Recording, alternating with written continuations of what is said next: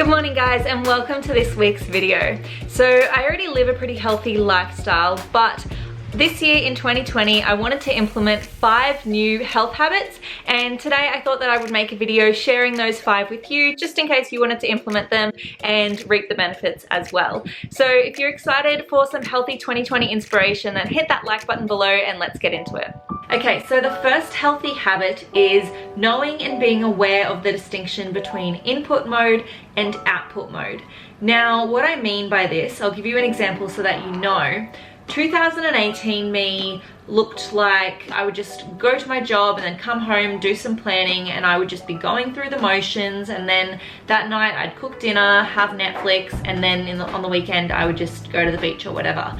And that sounds like a great life, but I felt stagnant and I felt unmotivated because I wasn't learning anything. So we are kind of designed to always be learning, and we should always try and keep our minds fresh and active by learning something new every single year, or even more frequently if you want to, and if that's what works best for you. So it is really important to keep our minds active, and when you just kind of start going through the motions of your job, perhaps you don't really have any particular goals, you've kind of reached the last goal that you set for yourself and you don't know where to go from there, you're just comfortable, you just sit in it and you're not really learning, you do kind of get stagnant, like I said. So that's when you don't have enough input. Then you have the other side of things where you have too much input, and that was 2019 Maddie. So last year I obviously had a lot of changes, started up my 3rd university degree, so I started learning naturopathy, and when I started my YouTube channel,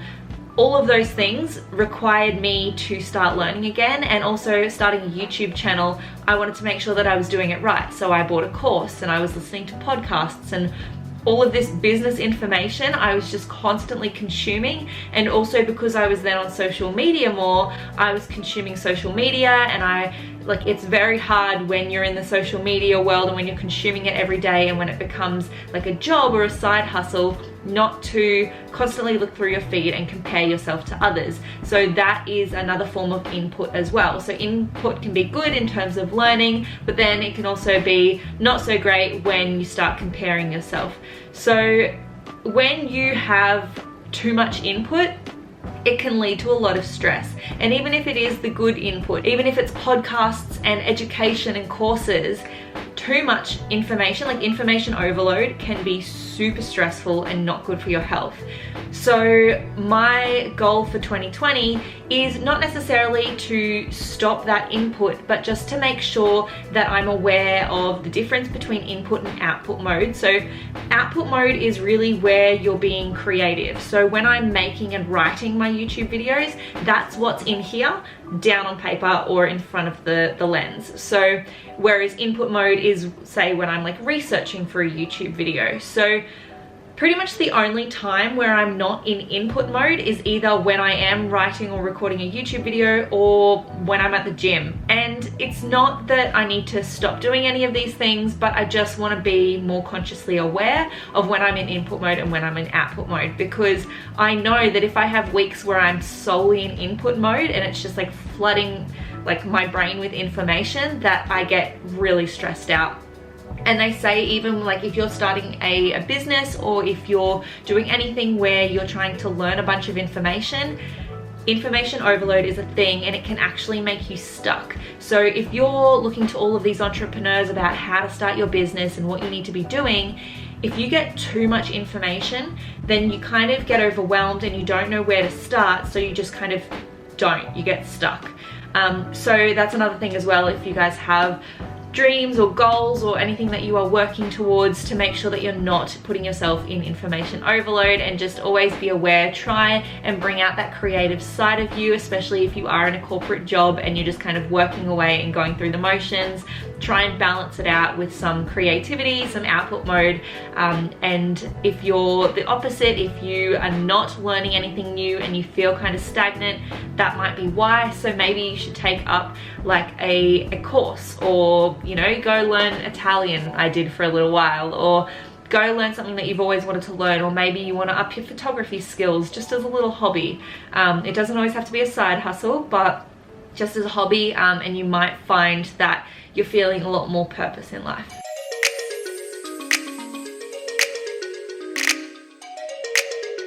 And that leads me to my second healthy habit of 2020, and that is less phone time.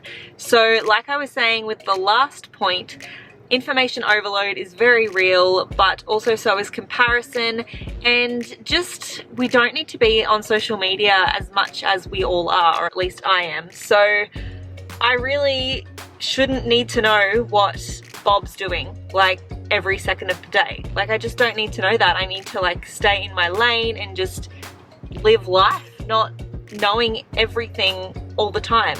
So that's what I'm going to try and do and try and focus on, is try and just keep my phone like downstairs when I'm upstairs having dinner, or keep it in the car when I'm going grocery shopping, which is what I'm going to do right now.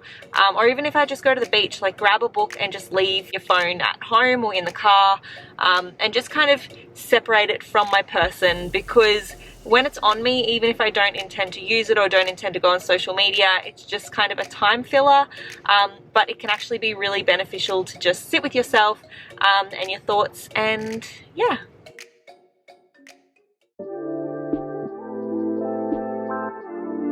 So my next healthy tip is to experiment more in the kitchen. Now, this I don't already do. This is definitely a new one for 2020, because look, as a teacher, I encourage my students to fail. I think failing's great because you learn from your mistakes, and that's how we learn. But healthy ingredients are expensive. So if you're experimenting cooking with healthy ingredients, like if you're baking and you've got like $2 ingredients, then that's fine. But if you're using like $11 medjool dates, experimenting in the kitchen is expensive. So I am going to make more of an effort though to try out new recipes. I will definitely ease myself into it so that I'm not just like wasting a bunch of money. But diet is everything, so it's super important that I really do learn to cook some really awesome meals. At the moment, I obviously can cook myself dinner and cook myself like foods for the week, but I want to have a greater variety. I want to implement more fruits and veggies and legumes and just plant-based meals. And I just want to have some fun with it. I don't want to get bored with my meals. So I have the Keep It Cleaner cookies, and I'm going to try and bake them today. And I know that this is a packet mix, but like I said, you've got to start slow. I have tried to cook these once before, about 6 months ago, and they didn't turn out very good, and they just like completely broke apart when you tried to lift one up. So it was pretty much just crumble. But they have got a new recipe. So my friend made the packet mix a couple months ago, and I tried hers, and they tasted so good. So I'm thinking, was it me? Was it the old recipe? I don't know, probably was me, but I want to try the new recipe today, and hopefully my cookies taste as good as hers did. But yeah, I don't know, we'll see. So these are the ones that I was talking about. So they are the gluten-free, no added sugar cookie mix chopped chip. And it says here, new and improved recipe. So yeah, hopefully it wasn't just me, although I know last time I used the wrong dates. I just used normal pitted dates in the packet, but it actually says on the back that you need medjool dates, which I have since learnt they have more moisture in them, which is probably gonna keep the cookies together. That is so dry already. How the hell am I supposed to put all that in there as well? It won't even stir. I'm not qualified to go off recipe.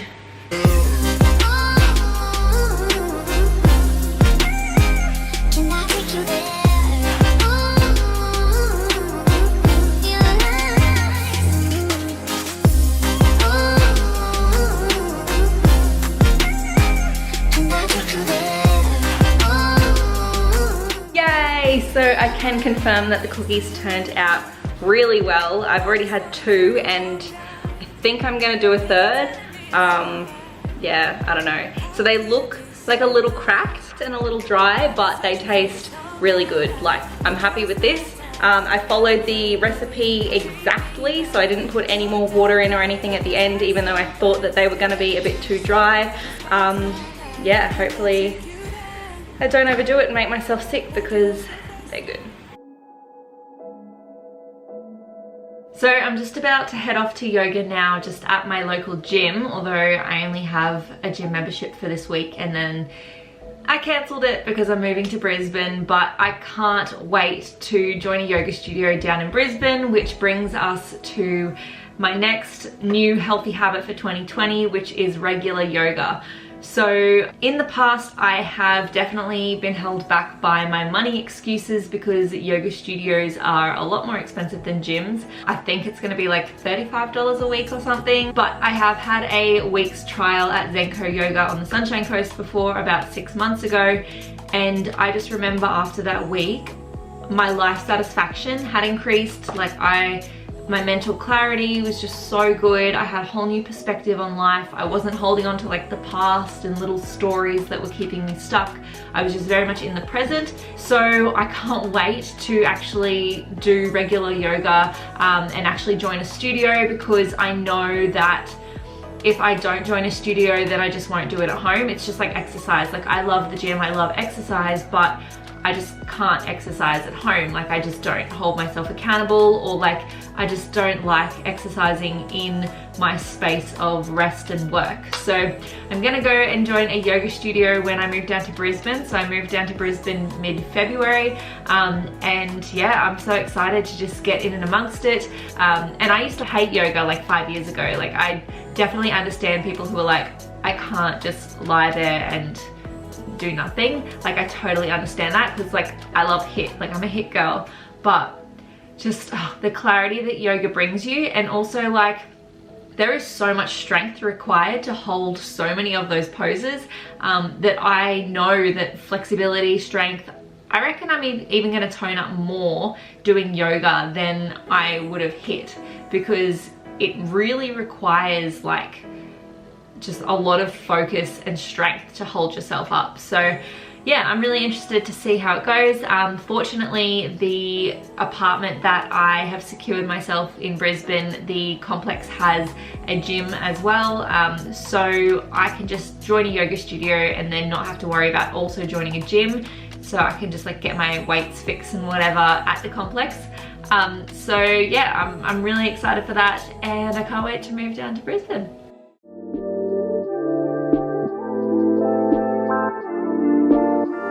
Okay, so I don't know if you can hear me over the rain outside, but my last new healthy habit for 2020 is reading before bed. Now, this is one that I did start and try last year, but I just wasn't very consistent with it, and I really want to try and be better. But I need to try and get a few books that aren't all like personal development and businessy, because then my mind like stays switched on before bed, whereas I need to kind of switch it off. So these are the books that I've been reading at the moment before bed, and they're kind of like the least businessy ones that I have. I don't really read fiction anymore because I don't know, I find that I can gain more from these kind of books. So it's breaking the habit of being yourself. I'm not that far into it. I'm only like 32 pages into it, and so far it's like very sciencey, which I appreciate, but it's like very sciencey. So if it's like very sciencey for me, then it probably is going to be overwhelming for a lot of other people, because they talk about like quantum physics and stuff. And then the other one is one that my sister bought me for my birthday last year, and that is Your Dream Life Starts Here. So it's a Kiki K book, and wow, I'm actually so far into this book, more than I realized. Also, I'm in a really bad habit, as you can see, of like starting multiple books, but not just like sticking one out. Like, I don't read one book at a time, I read like 5 books at a time, and that's not an exaggeration. I only start one book and like stick to it if it's really, really good. So I have read some really, really good fiction books in the past. So my favorite ones, I think it's called The Chemist. That was the last fiction book that I read, and I went through it so quickly because it was so good.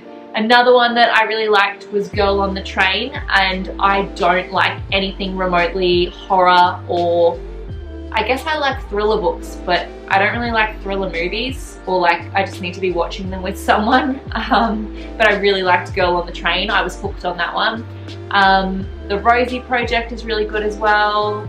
I can't really think of any more off the top of my head, but they were some really good fiction books. If you know of any that are similar to those ones, then comment down below and let me know so that I can read some, because I think I do need another fiction book just to kind of take my mind away from personal development and business. But nonetheless, just reading and not being on social media and on my phone before bed, I reckon it's going to be the best thing ever. So that is my day. I hope you guys have gained a lot from these 5 new health habits, and hopefully you guys are implementing a few of these as well. Let me know if you are, because then we can do them together and hold each other accountable.